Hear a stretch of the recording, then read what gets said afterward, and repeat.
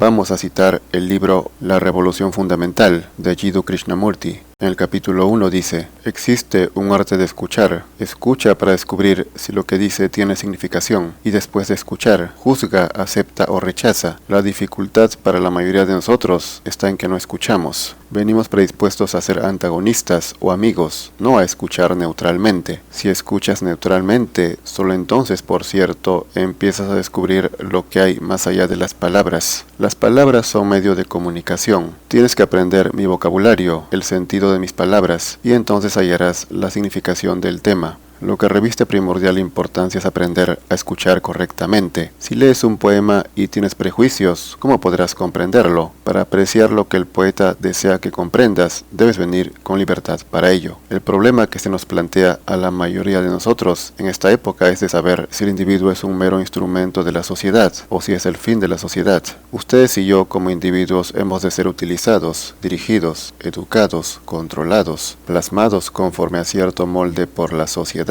por el gobierno, o es que la sociedad, el Estado, existen para el individuo. ¿Es el individuo el fin de la sociedad o es tan solo un títere al que hay que enseñar, que explotar, que enviar al matadero como instrumento de guerra? Ese es el problema que se nos plantea a la mayoría de nosotros. Ese es el problema del mundo, el de saber si el individuo es mero instrumento de la sociedad, juguete de influencias que haya de ser moldeado, o bien si la sociedad existe para el individuo. ¿Cómo habrás de descubrir eso? Es un serio problema, ¿verdad? Si el individuo no es más que un instrumento de la sociedad, entonces la sociedad es mucho más importante que el individuo. Si eso es cierto, debemos renunciar a la individualidad y trabajar para la sociedad. Entonces todo nuestro sistema educativo debe ser enteramente revolucionado y el individuo convertido en instrumento para ser usado y destruido, liquidado y descartado.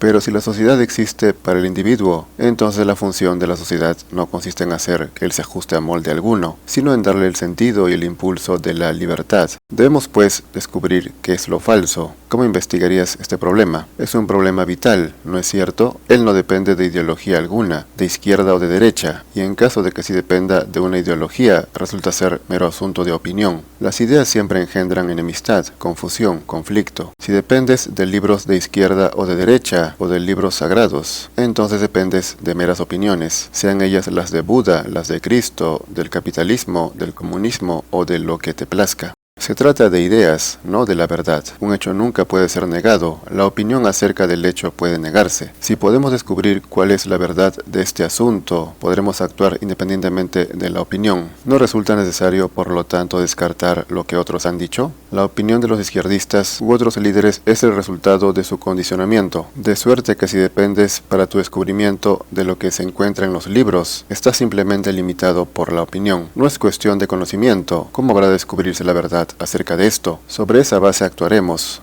Para hallar la verdad al respecto hay que estar libre de toda propaganda, lo cual significa que son capaces de considerar el problema independientemente de la opinión. Todo el cometido de la educación consiste en despertar al individuo. Para ver la verdad respecto de esto habrán de ser muy claros, es decir, no pueden depender de un líder. Cuando escogen un líder lo hacen por confusión, de suerte que nuestros líderes también están confusos, y eso es lo que ocurre en el mundo. No pueden por consiguiente esperar de su líder guía ni ayuda. El problema entonces es cómo hallar la verdad de este asunto, si el individuo es el instrumento de la sociedad o si la sociedad existe para el individuo.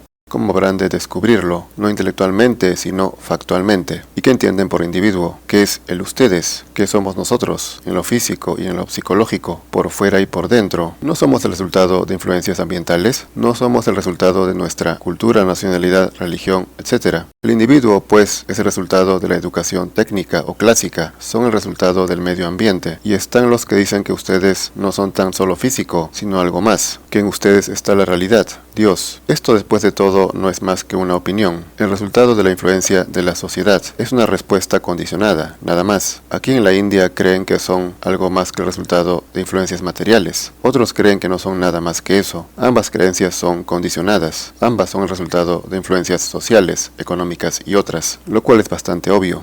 Tenemos primero que reconocer, por lo tanto, que somos el resultado de las influencias que nos rodean. Sea que crean en el hinduismo, en el cristianismo, en la ideología izquierdista o en nada, ustedes son el resultado de ese condicionamiento. Ahora bien, para descubrir si son algo más, es preciso estar libre de condicionamiento. Para estar libres, deben poner en tela de juicio toda la respuesta social, y solo entonces podrán descubrir si el individuo es un mero resultado de la sociedad o algo más. Esto es, solo podrán descubrir la verdad acerca de esto poniendo en tela de juicio la influencia social, económica, ambiental, las ideologías. Solo los que inquieren son capaces de engendrar la revolución social. Estando tales individuos libres de normas, de creencias, de ideologías, puede contribuir a crear una nueva sociedad que no se base en ningún condicionamiento. Viendo pues que el mundo de la época actual está en conflicto, imperialismo, guerras, hambre, aumento de la población, desocupación, antagonismos. Viendo todo eso, la persona realmente seria habrá de descubrir si el individuo es el fin de la sociedad, es decir, si la sociedad existe para el individuo. Si es cierto, entonces la relación entre el individuo y la sociedad es enteramente diferente. Entonces el individuo es un ser libre en relación con la sociedad, que también es libre.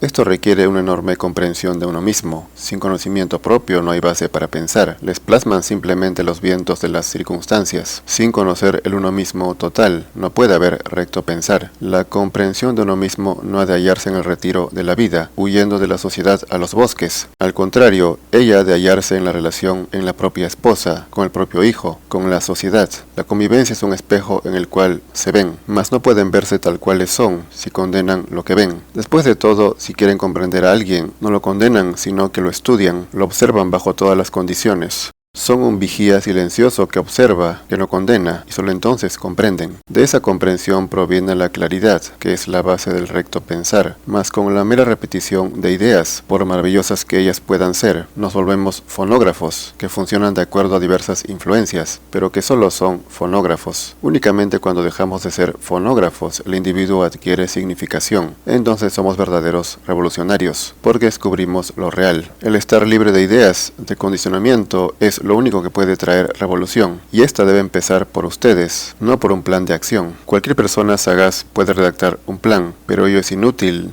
El descubrir lo que uno es trae una revolución radical, y ese descubrimiento no depende de un plan. Tal descubrimiento es esencial para crear un nuevo estado. Se me han entregado varias preguntas. Antes de contestarlas es importante averiguar por qué hacen preguntas. ¿Es para fortalecer sus opiniones, para suscitar una controversia o para negar lo que se dice? Porque si se aferran a sus puntos de vista, escucharán con sus argumentos, y no para averiguar qué es lo que se dice. Espero que no escuchen con espíritu de antagonismo, sino para descubrir qué es la verdad. Si a lo que se dice le hacen frente con sus opiniones, ¿qué valor tiene el escuchar?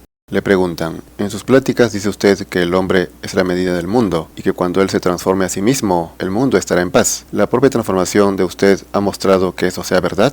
Responde Krishnamurti. ¿Qué implica esta pregunta? Aunque yo diga que reconozco que soy el mundo y que el mundo no está separado de mí, aunque yo hable contra las guerras y otras cosas, la explotación continúa, de suerte que lo que yo digo es inútil. Examinemos eso. Ustedes y el mundo no son dos entidades diferentes. Ustedes son el mundo, no como ideal, sino factualmente. De hecho, son el resultado del clima, de la nacionalidad, de diversas formas de condicionamiento, y lo que piensan, lo que sienten, eso proyectan, creando un mundo de división. Desean ser tirios contra troyanos. Dios sabrá por qué. Lo que ustedes proyectan, eso es el mundo. Ustedes crean el mundo. Si son codiciosos, eso es lo que proyectan. El mundo, pues, son ustedes mismos. Como el mundo son ustedes mismos, para transformar el mundo deben conocerse a ustedes mismos. Con su transformación, producen una transformación en la sociedad. El interlocutor insinúa que, como la explotación no cesa, lo que yo digo resulta fútil. ¿Es verdad eso? Yo recorro el mundo tratando de señalar la verdad, no haciendo propaganda. La propaganda es una mentira. Pueden propagar una idea, pero no pueden propagar la verdad. Yo ando en gira señalando la verdad, y a ustedes les incumbe reconocerla o no. Un hombre no puede cambiar el mundo, pero ustedes y yo, juntos, podemos cambiar el mundo. Esta no es una conferencia política. Ustedes y yo hemos de descubrir qué es la verdad, pues la verdad es lo que disuelve las tribulaciones, las miserias del mundo. El mundo no está allá lejos, en Rusia, en América o en Inglaterra. El mundo está donde ustedes están, por pequeño que él pueda parecer. El mundo son ustedes, vuestro medio ambiente, vuestra familia, vuestro vecino, y si eso es transformado, produce transformación en el mundo. Pero la mayoría de nosotros somos perezosos, indolentes. Lo que yo digo es real en sí mismo, pero resulta fútil si ustedes no están dispuestos a comprenderlo. La transformación solo puede ser producida por el individuo. Las grandes cosas las realizan los individuos, y ustedes podrían causar una revolución fenomenal, radical, cuando se comprendan a ustedes mismos. ¿No han notado en la historia que no es la masa, sino los individuos quienes transforman? En la masa se puede influir, ella puede ser utilizada, pero las revoluciones radicales en la vida ocurren tan solo con individuos, donde quiera vivan, en cualquier nivel de sociedad que estén colocados. Si se comprenden a ustedes mismos, producen transformación en vuestras relaciones con los demás. Lo importante es dar fin al dolor, pues la terminación del dolor es el comienzo de la revolución, y esa revolución produce transformación en el mundo.